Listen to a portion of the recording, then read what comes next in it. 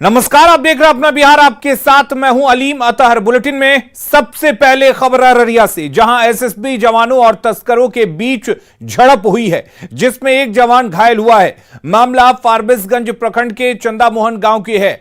SSB के 56वीं battalion के assistant commandant ने बताया कि जवानों ने 2 ट्रकों को नेपाल जाने से रोका, जिसके बाद वहां मौजूद लोगों ने हमला कर दिया और उसके बाद एसएसबी जवानों ने लाठीचार्ज किया और तस्करों को खदेड़ दिया।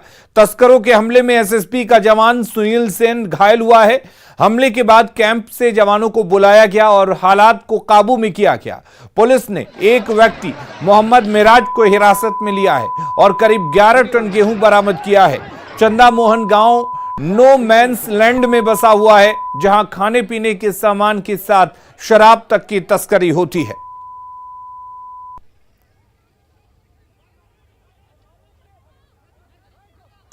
तो भारत नेपाल सीमा पर तस्करों और सीमा सुरक्षा बल के जवानों के बीच झड़प हुई। दरअसल तस्कर 2 ट्रक में सामान लादकर नेपाल की सीमा में घुसने की कोशिश कर रहे थे और उसी दौरान जब एसएसबी के जवानों ने उन्हें रोकने की कोशिश की तो तस्करों ने उन पर हमला बोल दिया।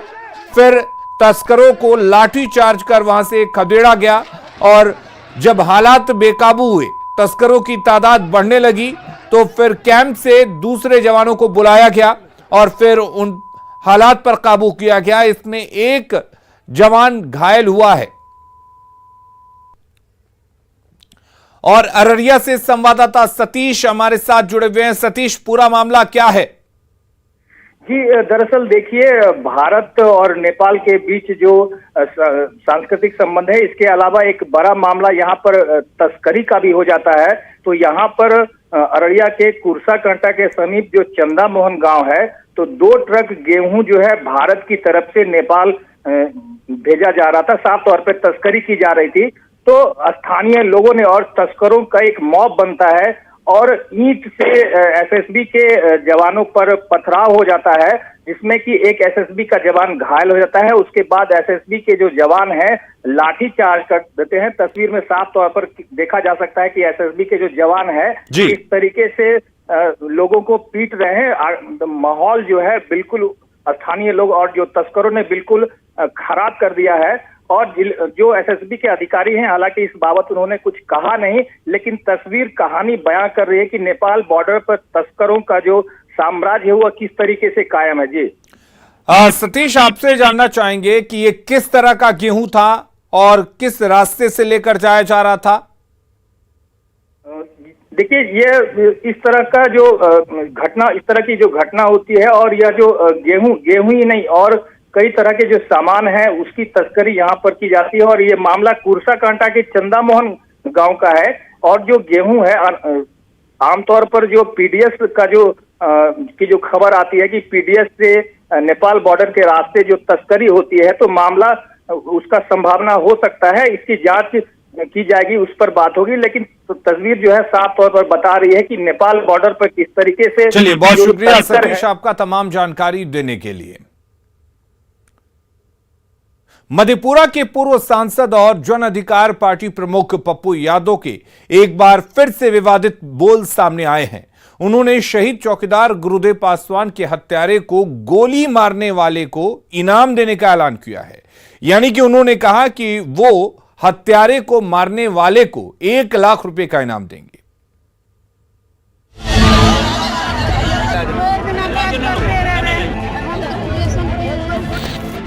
यदि अपराधी इतना बड़ा है, हमें तो सीधा चैलेंज करके कहे छे, जो शूट एंड साइड करते होगा 1 लाख टका पप्पू यादव तो चुपचाप होगा। सुन लीजिए, हत्यारे की हत्या करने वाले को 1 लाख का इनाम देंगे। ये बिगड़े बोल हैं 5 बार के सांसद रहे पप्पू यादव के। ये भाषा है एक राजनीतिक पार्टी के सर्वे सर्वा की। ये सोच है संविधान की दुहाई देने वाले एक नेता की।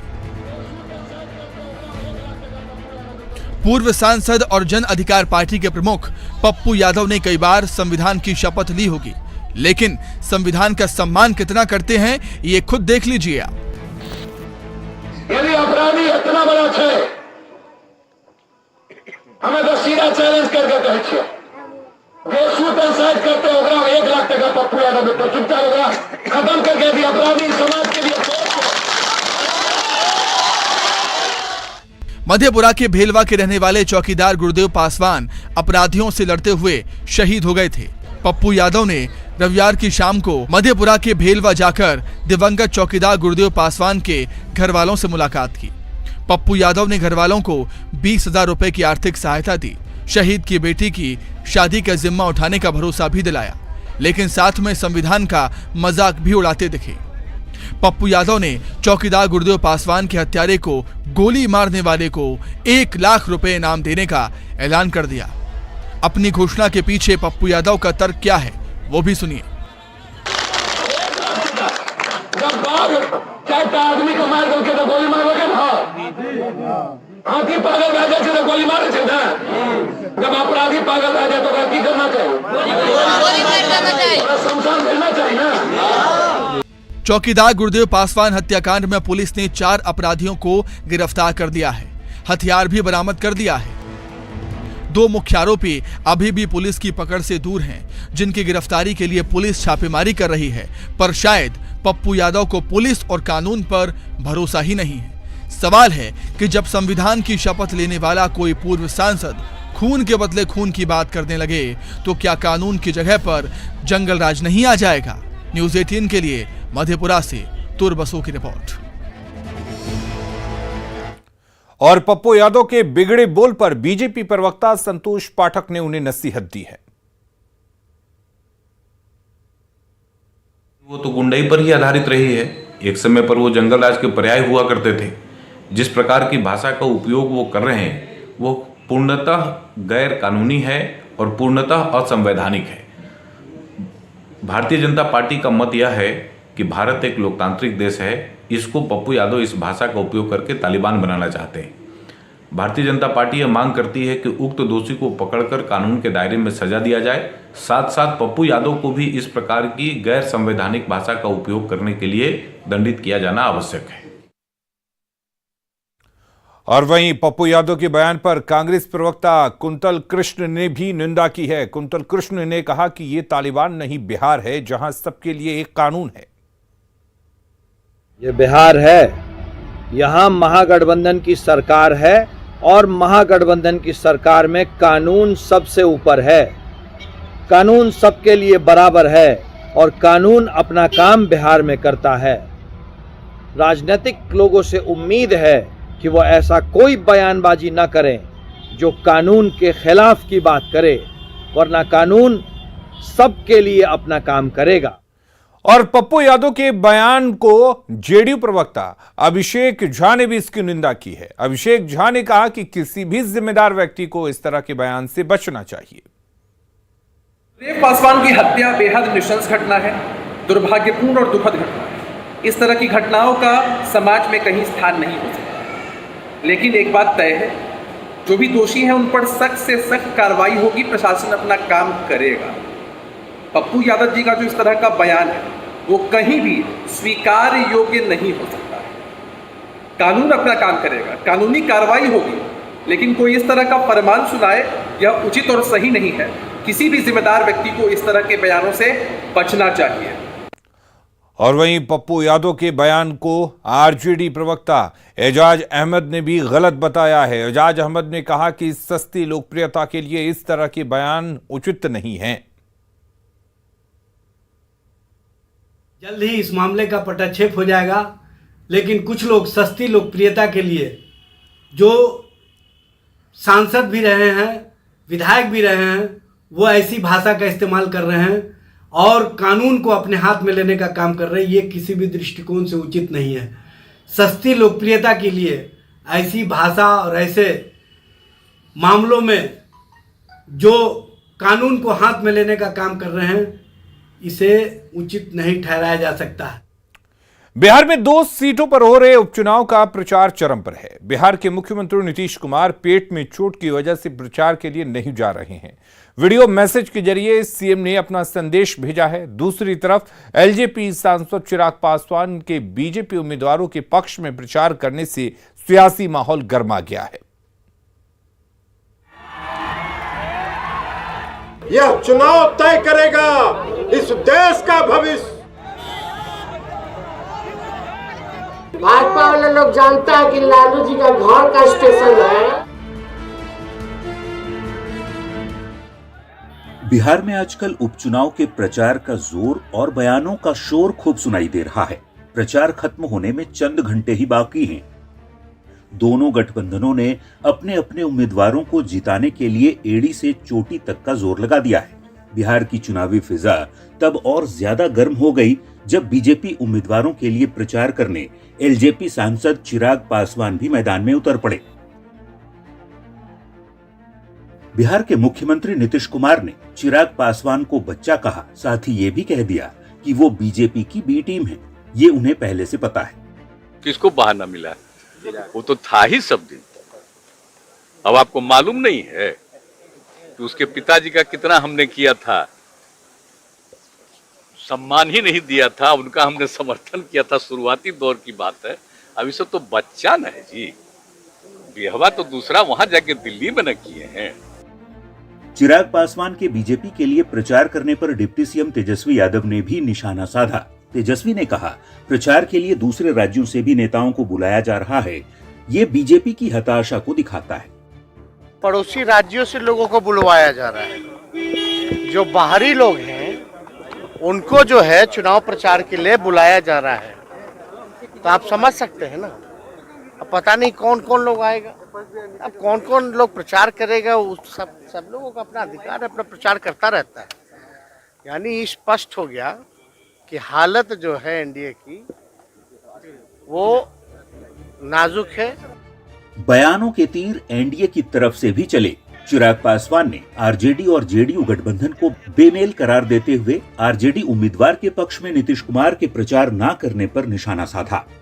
जदयू के राष्ट्रीय अध्यक्ष जिनकी वजह से आज आनंद जी इस परिस्थिति में, और कल तक वो उनको क्या कुछ नहीं कहते थे, और आज भी गठबंधन में ईमानदारी है। बगल में रहने वाले मुख्यमंत्री नीतीश कुमार जी अपने पाँव की चोट का हवाला देके यहाँ नहीं आते, तो अपने में दर्शाता ये कोई ईमानदार गठबंधन नहीं है। और देखिए गठबंधन क्या मायने भी नहीं हकीकत। तो वहीं विधान परिषद के नेता प्रतिपक्ष सम्राट चौधरी ने सीएम नीतीश कुमार को चुनाव लड़ने की चुनौती दे डाली। चिराग पासवान एक लोजपा के नेता है और उनके पास वोट है। अरे नीतीश कुमार जी, आपके पास कौन वोट है? आप अकेले चुनाव लड़के देखिए, हिम्मत है तो। आपके पास तो जमानत बचाने के लिए भी वोट नहीं है। वैसे तो ये उपचुनाव है और बिहार में 2 सीटों पर ही हो रहा है, लेकिन प्रचार में जिस ढंग से दोनों गठबंधनों ने जोर लगाया है, उससे तो यही लगता है कि सियासी दल इसे सेमीफाइनल की फाइट के तौर पर देख रहे हैं। न्यूज़ 18 के लिए पटना से शैलेंद्र और बाढ़ से अनिरुद्ध के साथ ब्यूरो रिपोर्ट। गोपालगंज और मोकामा विधानसभा सीट पर 3 नवंबर को उपचुनाव होना है। कल चुनाव प्रचार का आखिरी दिन है। दोनों सीटों पर महागठबंधन की ओर से आरजेडी ने उम्मीदवार उतारे हैं। महागठबंधन और बीजेपी अपने उम्मीदवार के समर्थन में पूरी ताकत लगा रखी है। वहीं नीतीश कुमार चुनाव प्रचार नहीं करेंगे। सीएम नीतीश कुमार वीडियो संदेश जारी कर स्वास्थ्य कारणों से प्रचार में नहीं जाने की बात कह रहे हैं। साथ ही सीएम नीतीश कुमार ने महागठबंधन के उम्मीदवार के लिए वोट की अपील की है।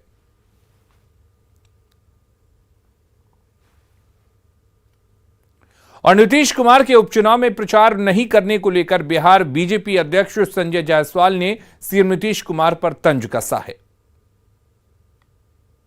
नीतीश कुमार जी अपने मर्जी से चलते हैं। नीतीश कुमार जी हमेशा चाहते हैं कि चित भी मेरी, पट भी मेरी, और सिक्का अगर बीच में खड़ा रहे तो वह भी मेरा ही हो।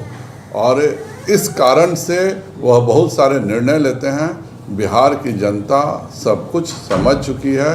बिहार की जनता चाहती है कि 2024 में माननीय प्रधानमंत्री मोदी जी ही रहें, और इसलिए यह दोनों उपचुनाव भारतीय जनता पार्टी निश्चित तौर पर जीतेगी, क्योंकि यह अलग से हमें समर्थन। गोपालगंज के आरजेडी उम्मीदवार के खिलाफ बीजेपी हाई कोर्ट जाएगी। बिहार बीजेपी के अध्यक्ष संजय जायसवाल ने गोपालगंज से महागठबंधन के प्रत्याशी मोहन प्रसाद गुप्ता पर शराब की स्मगलिंग का आरोप लगाया है। साथ ही झारखंड में शराब घोटाले में केस दर्ज होने का दावा भी किया है। संजय जायसवाल कल मोहन प्रसाद गुप्ता का नामांकन रद्द करने के लिए हाईकोर्ट में याचिका दायर करेंगे।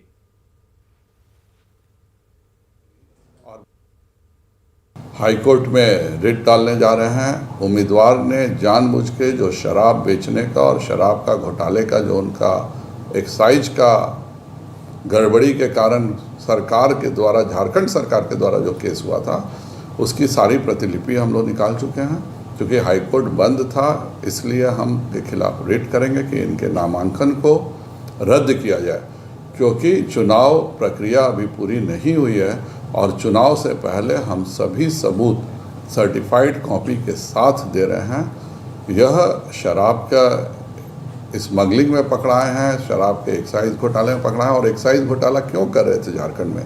क्योंकि वह बिहार में उनको शराब सप्लाई करना था, क्योंकि झारखंड में तो वो ऑलरेडी डीलर थे। बिहार के आधा दर्जन से अधिक जिलों में आग ने ऐसी तबाही मचाई है, कई जगहों पर छठ का उत्साह मातम में बदल गया। नवादा में जहां किचन में सिलेंडर ब्लास्ट में एक ही परिवार के 3 सदस्यों की मौत हो गई, वहीं कई दूसरी जगहों पर छोटी छोटी लापरवाही की वजह से भड़की आग की लपटों ने जिंदगी भर की कमाई और कमाई का जरिया भी छीन लिया।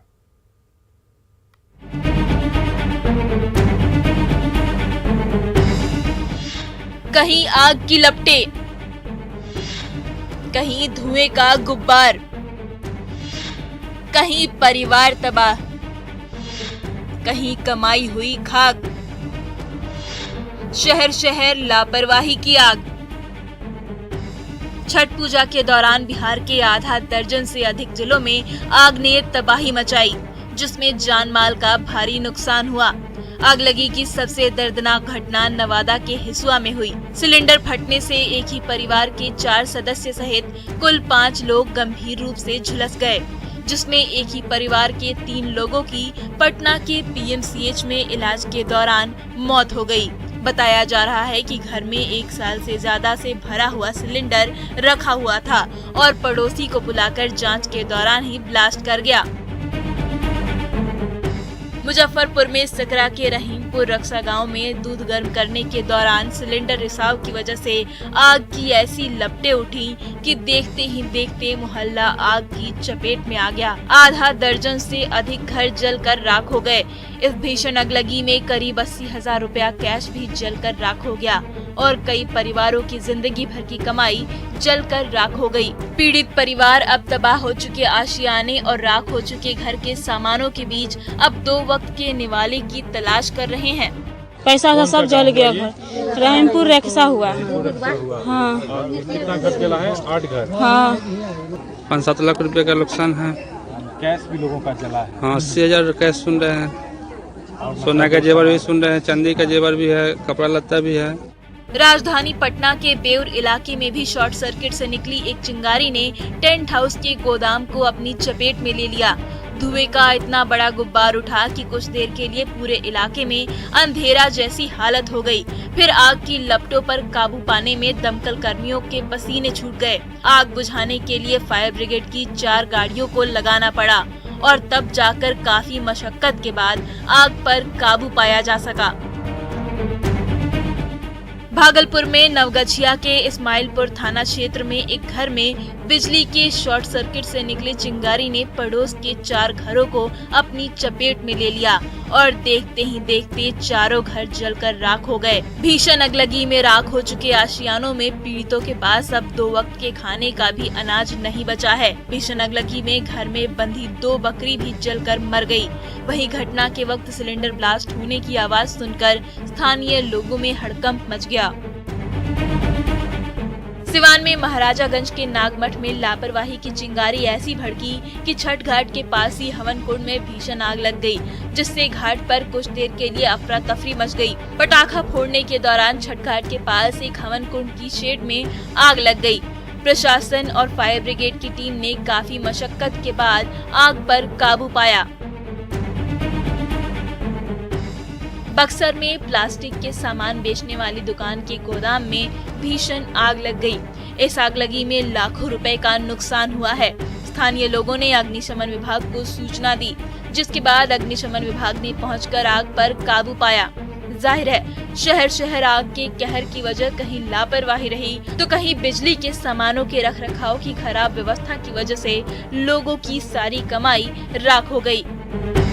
Bureau report, news 18।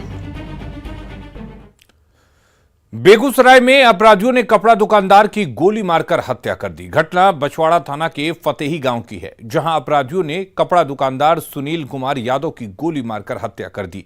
हत्या से नाराज लोगों ने NH 28 को जाम कर बवाल किया। गुस्से आए लोगों ने कई वाहनों में तोड़फोड़ भी की। पुलिस ने मौके से खोखा भी बरामद किया है।